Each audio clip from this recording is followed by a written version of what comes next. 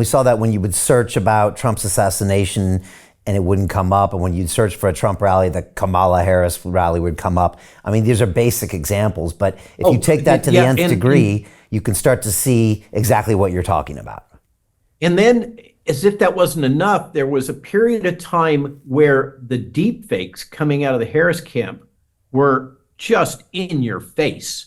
The shots of big crowds at her rallies, to compare with Trump, and you would see the jaggies of the synthetic deployment of images, repeat images, where they would, change minor details in people, but you could see the same face. It might have a different hat or something, and you could see the jaggies where they had been merged to create these images. It's just the deep fakes are here. We knew it was going to come in this election, and by God, it is. And people started, particularly Kevin Sorbo, credit where credit's due, really started, a filmmaker, right? A Christian filmmaker, very successful outside of Hollywood, really started calling these out on X. And that provoked just a swarm of bots and trolls pushing back against this. But you couldn't argue when you zoomed in on the images that this was fake. You saw people with extra fingers, stuff like that. It's in your face now, and 24/7, and for a large fraction of the population, it works. Right, and even if you think it doesn't work on you, it is working on you to a certain extent. Thank you. Absolutely. I like to say this also when I speak about this, is the highly educated think they're immune. Yeah. But in fact, they're the most susceptible. and I fall into that category too. I mean, after all these years, what they do is they train you to accept voices of authority and to assimilate that information. That's what this kind of training that I've been through is all about, is to just take it in, because you don't have any time to really think or process or look at the data or whatever. You're just fed this stuff by authority figures, and you take it in. And then there's the neurolinguistic programming, as if that isn't enough. For instance, the most egregious example is the repetitive words: safe and effective, safe and effective, safe and effective. What is the safety? What is the efficacy? What do you mean by those two terms? Doesn't matter. Safe and effective, safe and effective. It goes right straight into your lizard brain. Yeah. And they're doing the same thing now. Trump called her out, I think, the other day with something that she was doing in the same way. It was a repetitive thing. I was economy-based or something, but he even just called it out. He said, just because they repeat it doesn't mean it's true. Good for him. Yeah. That's great news. That you would think Trump seems to have an intuitive understanding of media. And I think it has to do with kind of growing up in the hot zone, in the battlefield, cyber hot zone of New York City.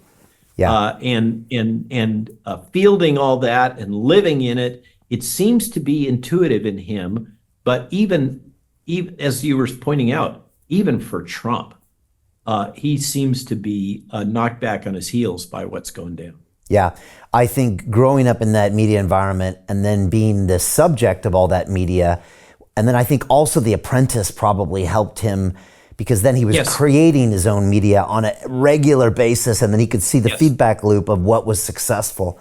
So yeah, but of course that was still more television. The internet side, I think he's maybe learning for sure. So take me all the way then to the Bobby endorsement of Trump. Take me that last little bit of how that happened. Were you involved in that? Did you get asked about that? Nope. Okay. Sort of was floated when we were on the boat by Gavin about where should Bobby be, but that was before the coup.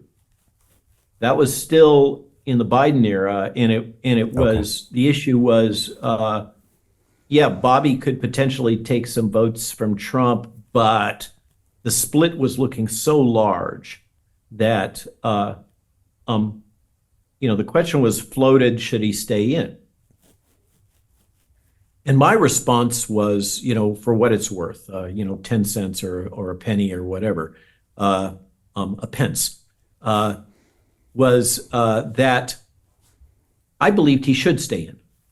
That he had established himself as a credible, responsible voice. He had raised key issues. And yes, they were being wicked to him and incredibly wicked to Nicole Shanahan. By the way, that really kind of blew her circuits. As a kind of an ex-liberal, hippy-dippy, yoga pants, met my hubby at Burning Man, kind of a Marin County person, who's a lawyer specializing in artificial intelligence. I mean, she was the whole package.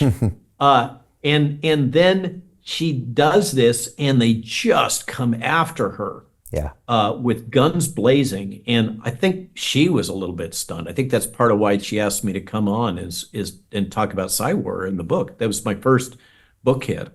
Was kind of partially she wanted some validation and some insight into what was going down.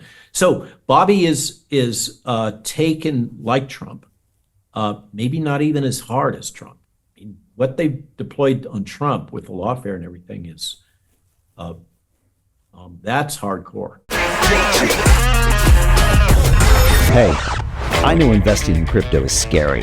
It takes a real leap of faith because there are so many scams, rug pulls, and bad actors out there. It's a dangerous business, which is why 95% of people lose all their money. Well, that's why I created the London Real Investment Club, so you can access the hottest deals on the planet and use the crypto bull market to create the generational wealth that you deserve. Join my team of over 100 people from around the world that are making millions of dollars behind the scenes investing in blockchain, AI, Web3 games, DeFi, Bitcoin, and more. Don't miss out. Click the link below to book a call with one of my team now. But hurry, this bull market will end soon. I know investing in crypto can be scary. That's why you gotta join the investment club. Pull the trigger. Let's do this.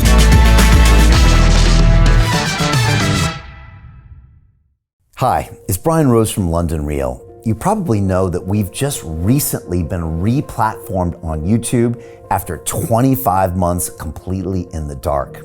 The truth is, I really need your help.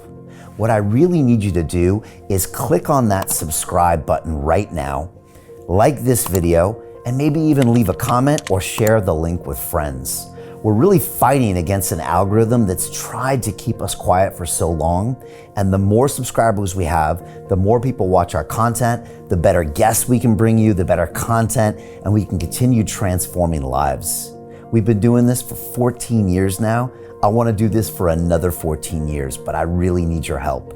So click on that subscribe button, like the video, leave a comment, share this, and we're going to continue to bring you more and more great content.